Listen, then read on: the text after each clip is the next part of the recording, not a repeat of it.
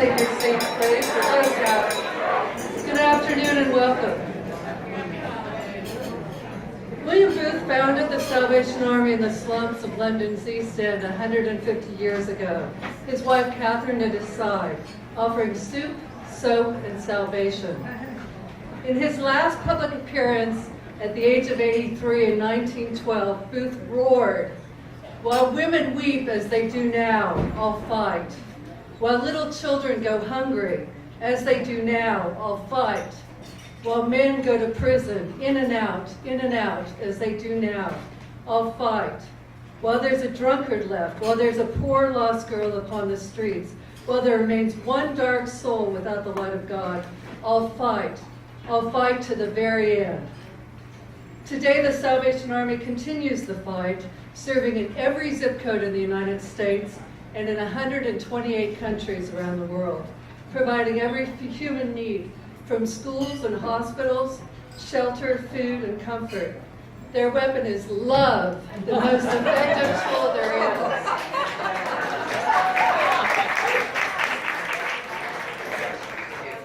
When disaster hits, they're famously the first to arrive and the last to leave. Whether in Haiti, where they've been established since 1950, and they led the 2010, they were the first to arrive and they stayed for 9 months, serving those whose job it was to go through the rubble. And most recently at Oakland's Ghost Ship Fire, where they arrived early Saturday morning, and they've been serving the survivors and the victims' family and friends. Good afternoon. My name is Mary Thoreau, and I'm a fan of the Salvation Army. Salvation Army two-piece dress. From the Salvation Army's thrift store into haute couture, there was a standout by anyone's standards at the opera opening. Just as Kathleen looks at a plain brown dress and sees a dazzling ball gown, or she looks at some trinkets and sees stunning jewelry, so she looks at broken lives and sees the rich fullness that their Creator intended for them. In my 20 years of volunteering with the Salvation Army, it's been my great pleasure to work with a great many loving and dedicated people, but Kathleen is a standout. Yes. Kathleen's heart is surely one of the biggest in the world. And to it she adds the sincerity of a child and the tenacity of a bulldog. And watch out. I first met Kathleen at this event in this room, what was it, 3 years ago? I think, when she sat on my table, and like all who know her, I was immediately struck by her energy and exuberance. We met up again at the Garden Street open house the next year, and I hope all of you can come to that next year. And the family shelter had recently gotten a grant to redo the shelter, and we had new furniture, carpet, paint, plumbing, and so on. But it was decidedly institutional. So it was fresh, clean, and safe, but it was cold and gray. An adopt-a-room program had recently been started, and Kathleen decided that she would form a group. She held a lunch for some of her friends at the shelter, and they formed the Partners. What an apt name. And transformed the room into a warm and loving family home. But Kathleen, as I mentioned, is a keen observer, and she saw, in the course of being there, things that the rest of us had overlooked. She noticed there was a family doing laundry in their bathtub. And she asked them, "Why are you doing laundry in your bathtub? I think there are laundry rooms here." And they explained that the cost of the coin machines was beyond what a homeless family trying to get back on their feet could afford. Well, Kathleen took that bone in her teeth and went with it. I was privy to a lot of the emails that she, and I will spare you all the details in the interest of time, but she worked and dug and cajoled and put it together.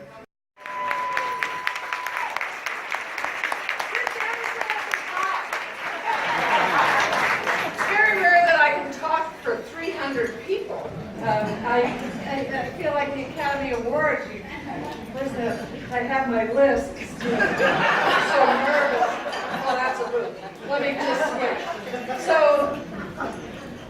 As I'm opening these to give my comments, I have to say, you know, we all have challenges.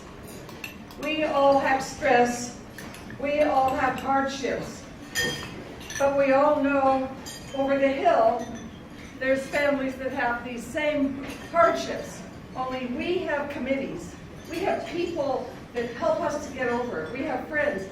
It's something to imagine when you drive by earlier in the rain and you see these tents and you know that the people in these tents, they've got to live there all day. They have to figure out how to use the restroom. I mean, we have a hard time, but right over the hill, there are people, 16 families, 80 people altogether.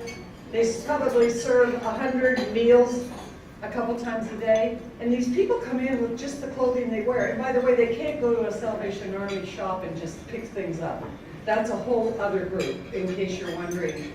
So they come in with the clothes that they have on their backs. And we have committees, they don't.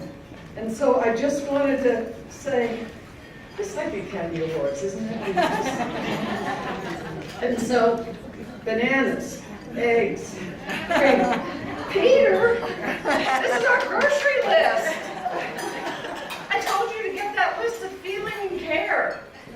Well, I don't have it, so what I can say is you guys are all here. When you have a challenge, you have a committee, friends that will work it out. And just remember, the Garden Street Center can use, if you can coach, if you can help them work with their computers, if you can come over and help them how to journal, if you can just come over and add something to the library. Once you come into the Garden Street Center and see these 18 families and see that they get 2 meals a day, it really is soup, soap, salvation. I was able to help with the soap part, but guess what we need now? Soap. So if you know any big box stores that can start dragging soap and softeners over there, do it. But the main thing is, every single silent auction item I made, every necklace I made, everything that I do for this center, you just think, I'm helping one family. I might be helping 2 families. I might be helping 18 families. These people say now they don't have to do their laundry anymore in their bathtubs. They can just go up and use one of these. I will say when they said it'll be $10,000, I thought, whoa. This is not going to be a lunch at a fancy hotel in San Francisco. This is going to be me calling people and say, I need you to help me with this 10 grand. And I will say, Mary, here back in the shadows, I said, Mary, I'm up to 8 grand. I'll put 1,000 in if you can. And she said, well, my son's away at college. I'll sell his car. And I said, okay, we got the 10,000. Channel just came over. And I guess her son's coming home for Christmas, and I guess she'll buy him a bike. But thank you all very much for any donations. And so what that means is while we may not have these huge corporate resources at the moment, we each can take a day out of our month to reach out to an organization, either as a group or individually, and volunteer